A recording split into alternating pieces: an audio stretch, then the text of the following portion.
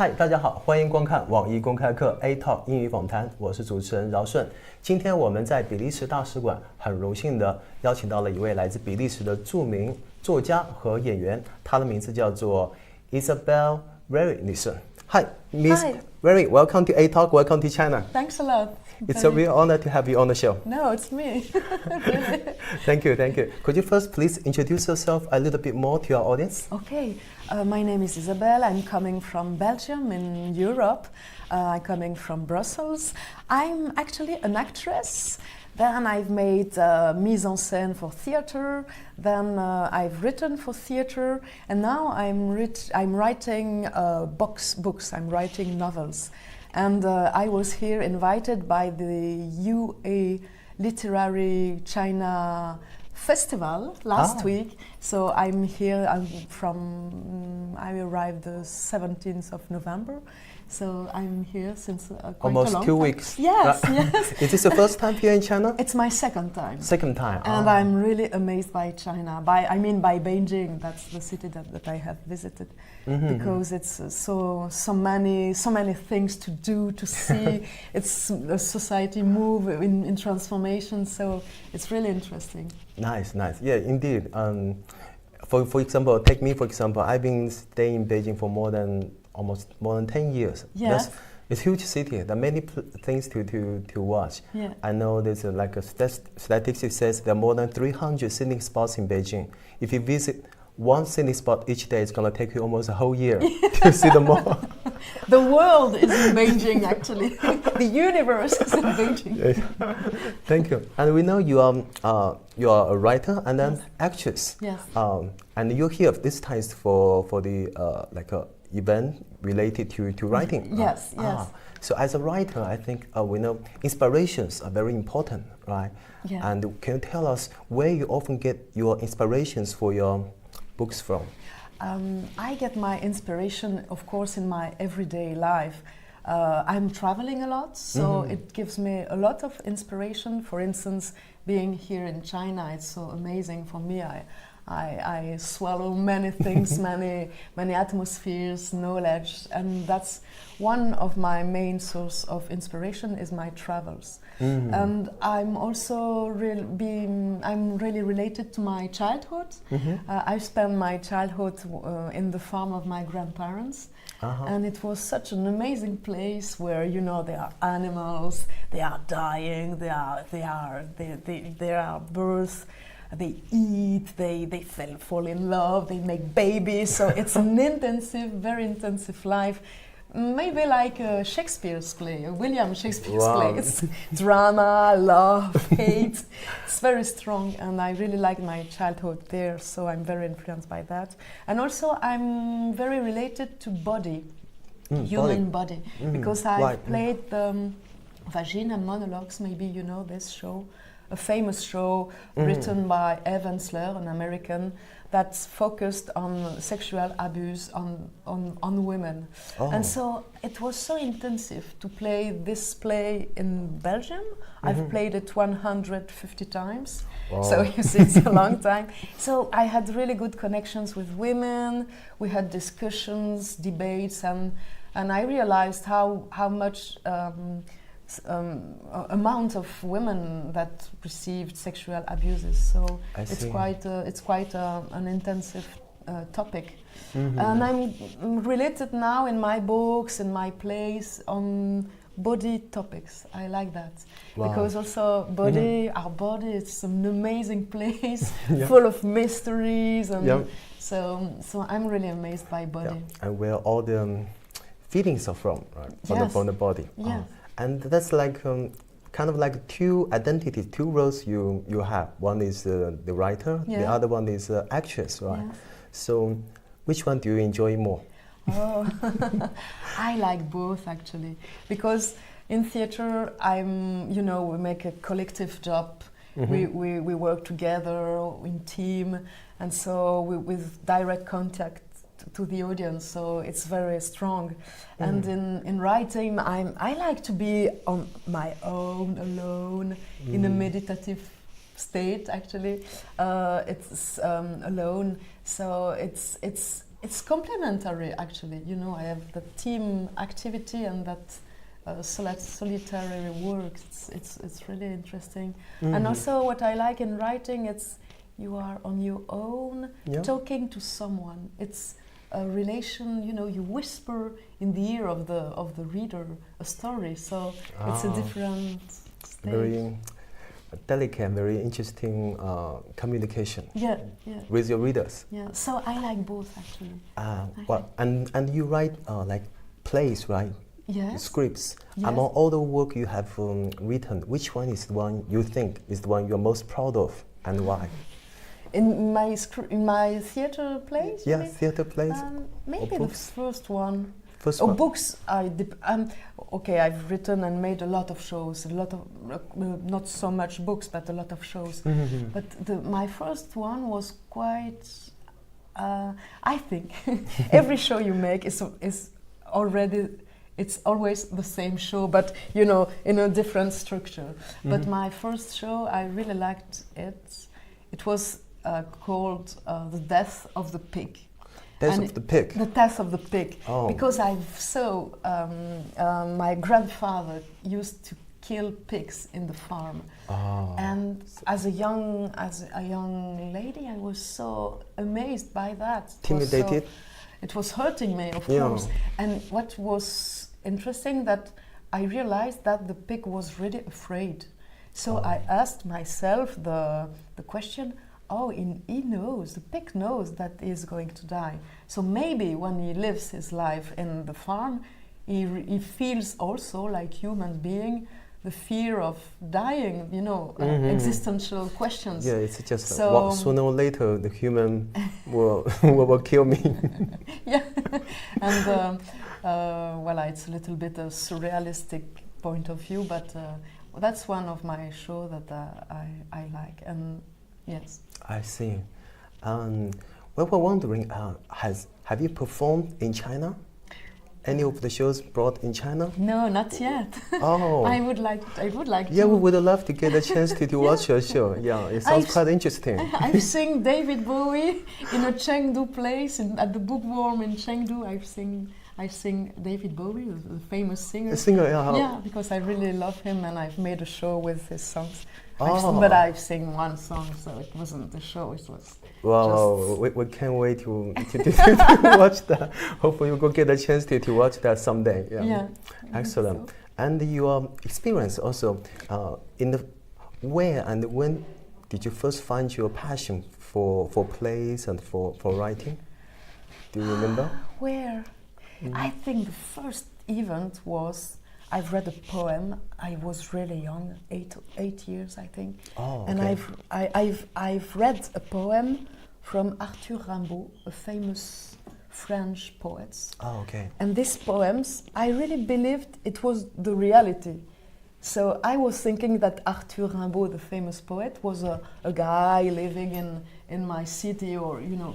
And I felt in this poem.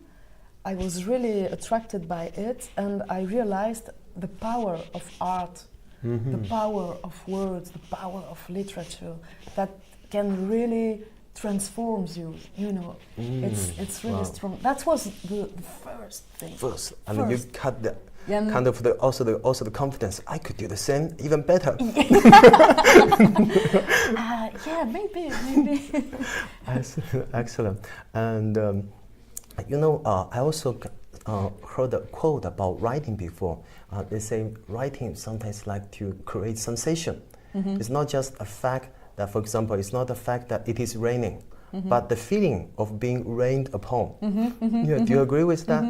And in your opinion, how can we, as a writer, how can you create such a sensation to the readers or audience?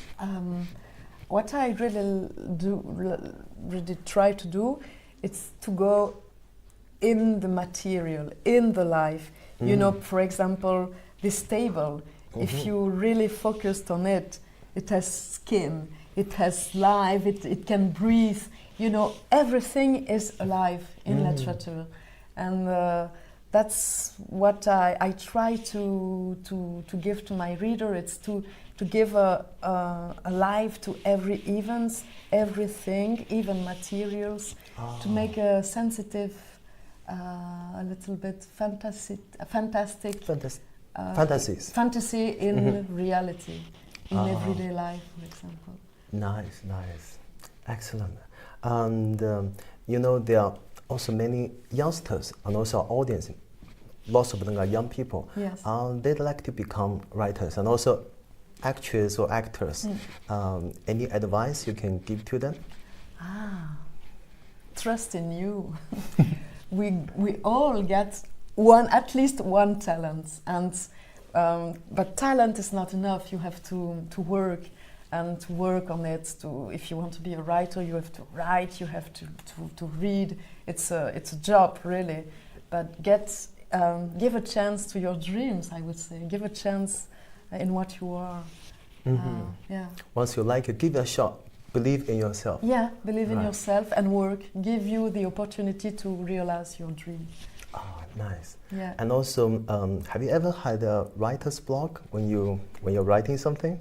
Actually, no. I have a Facebook page, but we don't. I think it's quite usual in China to have blogs as an author. Yeah. We have a mini blog. Mini blog. Yeah. That's it's not so frequent in Belgium, actually. What's frequent in Belgium? Facebook. Facebook is really frequent. So you often I put photographies where I am, or I write some reviews, press reviews in some magazines. But I don't have a blog, no. Okay. Maybe I should. You give me an idea. Yeah. Maybe you should create your own mini blog in China, so Chinese, your fans, Chinese young people can really follow you. Right? Learn more about you, right? Yeah, it would be great. Great. We can talk about it after this. Nice.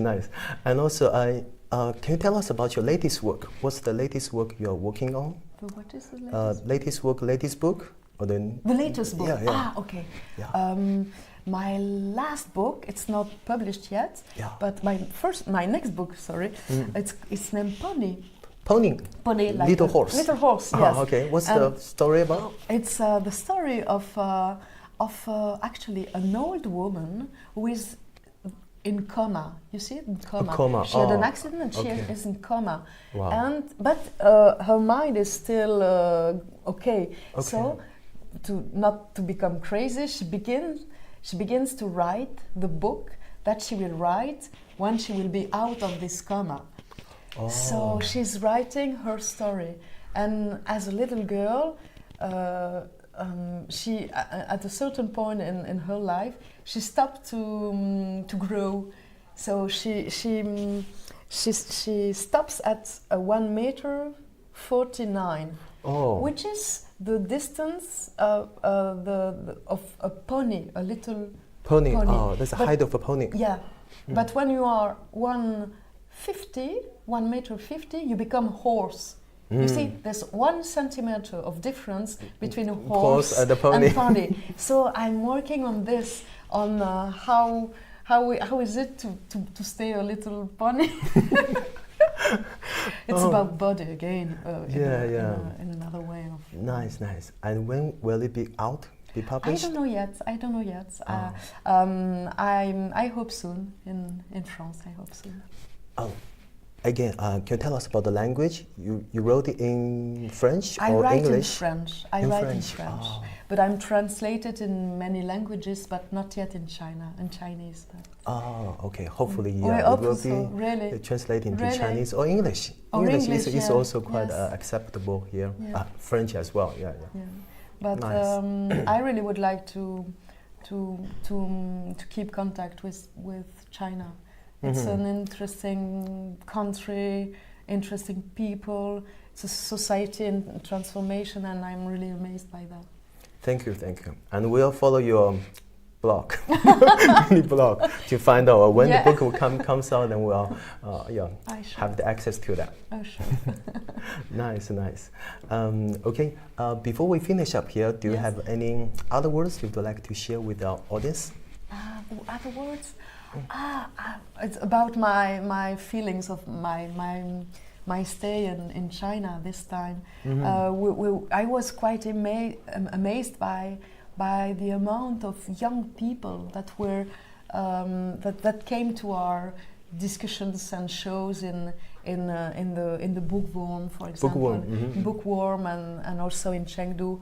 I was amazed of the number of young people that were interested in writing, in literature, asking questions, and reading books. And I think, wow, what's a live society, you know, it's future. That also shows how much Chinese people welcome you.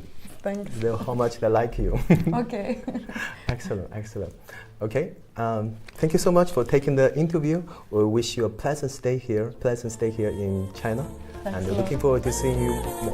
Thank you, it's my pleasure. Okay, see you next time. Bye bye.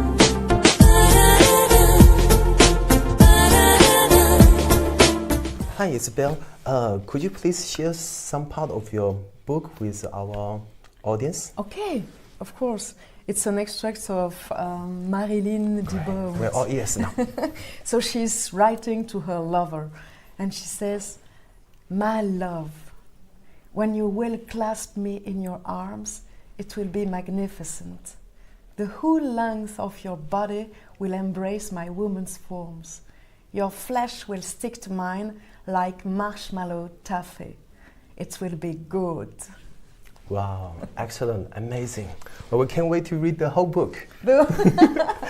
Thank you so much. You're welcome. And also something related to your other identity, being actress. Yeah. Can you maybe also share some part how you do to sing?